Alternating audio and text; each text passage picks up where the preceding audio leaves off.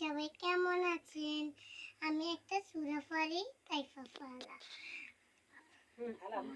আলাম তারা কাইফা ফালা রাব্বুকা মিসআবিল ফিল আলাম ইয়াজআল কাইদাহু ফি তাদলিল অরসাল আলাইহিম তয়রাল আবাবিল তারমিন বিজারাতিম মিন সিজিল ফাজআলাহুম কাসফিন মাকুল বিইলাফি তুরাইশ ইলাফিহি দিলাতাশ শিদাআ সাইদ ফালিয়াবুদু রব্বা হাযাল বাইত।